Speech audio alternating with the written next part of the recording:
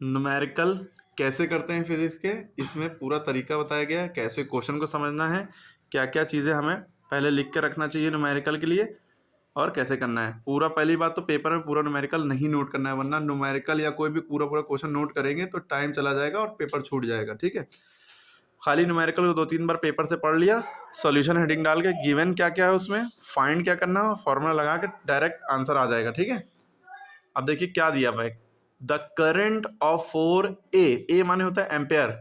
अगर कभी भी आपको लैंग्वेज ना समझ में आए कि क्या दिया है तो उसकी यूनिट देखिएगा, अगर किसी नंबर लेटर के आगे डिजिट के आगे ए दिया है तो समझ जाइए ये चीज़ जो है वो करंट है।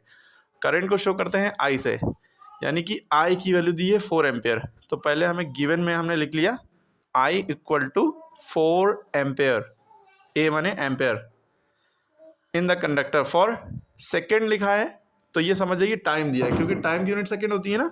तो टाइम की वैल्यू क्या दी है 4 सेकेंड। अब आपको एक चीज़ का ध्यान यहाँ भी रखना है, तो आपने ये चीज़ नोट कर ली, तो आपको एक बात का जो ध्यान रखना है वो ये रखना है कि टाइम अगर सेकेंड में दिया है तो कोई टेंशन नहीं है, लेकिन टाइम अगर मिनट या आर में दिया है तो उसको सेकेंड में बदलना पड़ेगा। फिजिक्स में ये होता है MKS, मीटर किलोग्राम सेकेंड में हर यूनिट को कन्वर्ट करना पड़ता है। ठीक है, तो टाइम यहाँ सेकंड में दिया है तो बहुत आसान सवाल हो गया। करंट दिया है, टाइम दिया है, दोनों चीज़ें दी हैं, आई भी दिया है, टी भी दिया है। निकालना क्या है, find the amount of electric charge. Charge माने होता है क्यू, आपको ये पता होना चाहिए किसको किस लेटर से डिनोट करते हैं, ये पता होना चाहिए। जैसे आई माने करंट, टी माने टाइम और चार्ज माने क्यू। तो आपने टू फाइंड क्या निकालना है, चार्ज, यानी कि क्यू बराबर क्वेश्चन मार्क।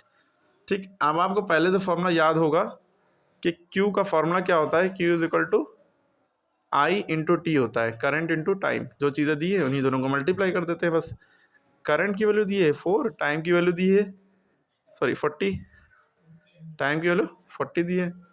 क्लियर हो गई बात। तो 4 four the 16, 4 four the 16, zero लगा था लगा दिया। ठीक है, और चार्ज की यूनिट क्या होती है, कूलॉम, कूलॉम का सी लिख दिया आपने। ठीक है, ये आंसर हो गया आपका। इतना आसान होता है न्यूमेरिकल करना। कैसे किया फिर से देखिए। सबसे पहले आपने क्वेश्चन को 2-3 बार पढ़ा। क्वेश्चन में कहा गया था current of 4 ampere is flowing in the conductor for 40 second. Current किसी कंडक्टर या तार में या किसी चीज़ में फ्लो कर रहा है 4 एम्पेयर का, कितनी देर तक, 40 सेकेंड तक, 40 सेकेंड तक। मिनट में नहीं दिया है, आर में नहीं दिया, बहुत आसान सवाल है। फिर अमाउंट ऑफ इलेक्ट्रिक चार्ज निकालना है, क्यू निकालना है। तो आपने सारी चीज़ें जो गिवन है, आई दिया है और टी दिया है, आपने लिख लिया। और निकालना क्या है, चार्ज। आपको पता होता है क्यू माने चार्ज होता है। फिर Q is equal to I T, formula heading डाली हुई थी, 3 हेडिंग पहले डालिएगा ताकि आपको बहुत आसान लगे। गिवन टू फाइंड क्या निकालना है और फॉर्मूला क्या है उसका। फॉर्मूला में जो चीज़ें होंगी, अच्छा क्यू का दूसरा formula Q is equal to N into E भी होता है ना, वो जब लगाएंगे जब नंबर ऑफ इलेक्ट्रॉन की बात करो, करंट और टाइम ना दिया हो। ठीक है, फिर आपने मल्टीप्लाई किया, लेकिन याद रखिए कि चार्ज की यूनिट भी क्या होती है, कूलॉम। जो चीज़ निकालनी है उसका फॉर्मूला, उसकी यूनिट याद होना चाहिए। ठीक है, आपका ये न्यूमेरिकल हो गया। फिर से इसको पढ़ें, फिर से वीडियो देखें बार बार, तो समझ में आएगा।